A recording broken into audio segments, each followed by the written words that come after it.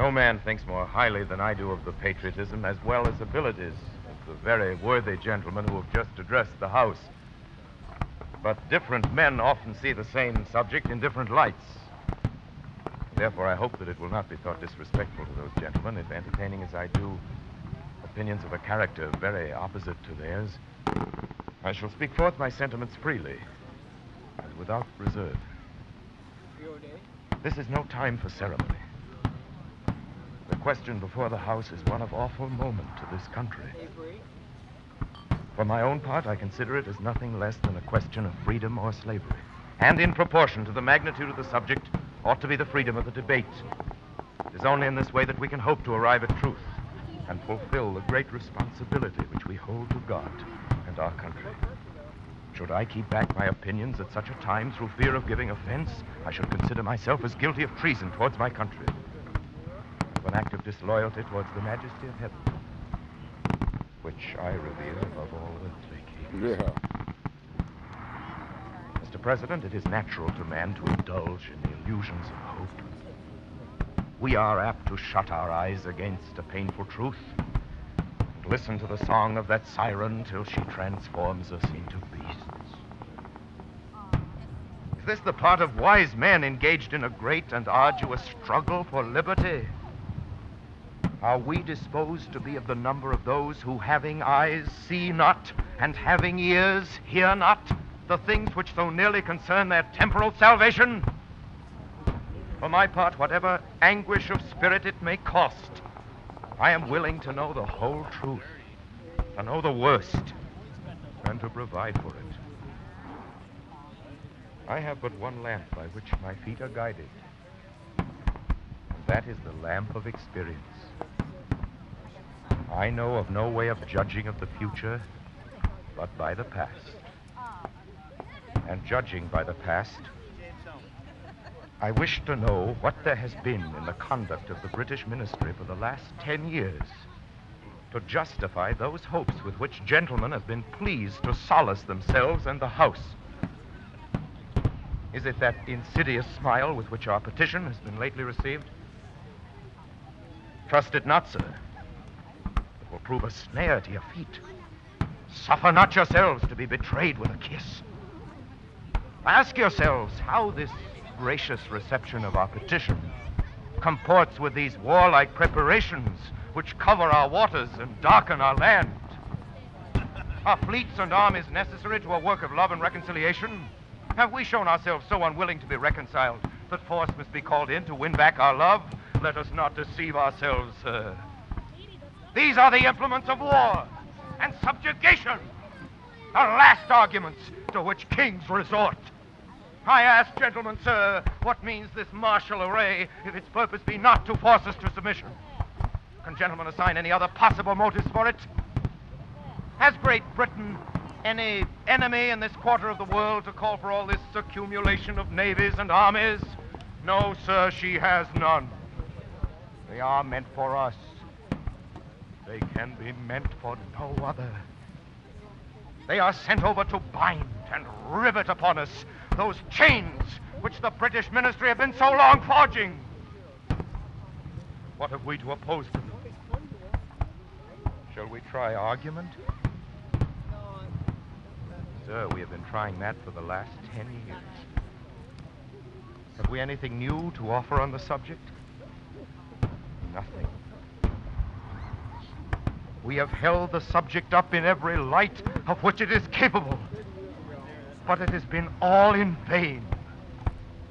Shall we resort to entreaty and humble supplication? What terms shall we find which have not been already exhausted?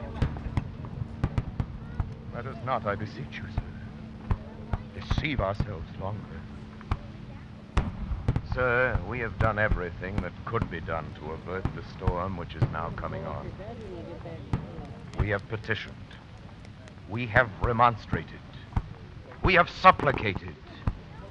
We have prostrated ourselves before the throne and have implored its interposition to arrest the tyrannical hands of the ministry and Parliament. Our petitions have been slighted, Our remonstrances have produced additional violence and insult. Our supplications have been disregarded, and we have been spurned with contempt from the foot of the throne. In vain after these things may we indulge the fond hope of peace and reconciliation. There is no longer any room for hope. If we wish to be free, if we mean to preserve inviolate those inestimable privileges for which we have been so long contending, if we mean not basely to abandon the noble struggle in which we have been so long engaged, and which we have pledged ourselves never to abandon, till the glorious object of our contest shall be obtained, we must fight. I repeat it, sir. We must fight! An appeal to arms and to the God of hosts is all that is left us. They tell us, sir, that we are weak, unable to cope with so formidable an adversary. But when shall we be stronger? Will it be the next week or the next year? Will it be when we are totally disarmed and when a British guard shall be stationed in every house? Shall we gather strength by irresolution and inaction? Shall we acquire the means of effectual resistance by lying supinely on our backs and hugging the delusive phantom of hope until our enemies shall have bound us hand and foot? Sir, we are not weak if we make a proper use of the means which the God of nature hath placed in our power. 3 millions of people armed in the holy cause of liberty, and in such a country as that which we possess, are invincible by any force which our enemy can send against us. Besides, sir, we shall not fight our battles alone. There is a just God who presides over the destinies of nations, and who will raise up friends to fight our battles for us. The battle, sir, is not to the strong alone.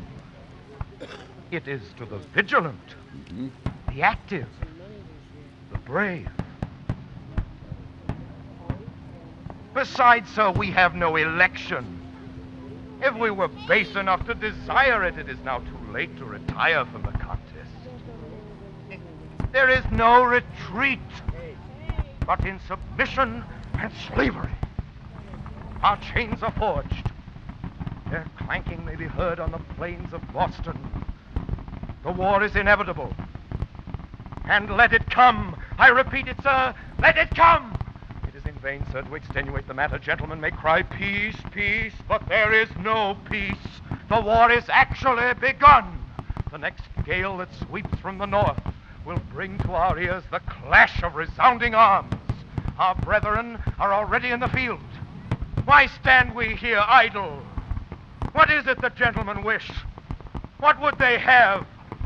Is life so dear, or peace so sweet, as to be purchased at the price of chains and slavery? Forbid it, Almighty God. I know not what course others may take. But as for me, give me liberty, or give me death.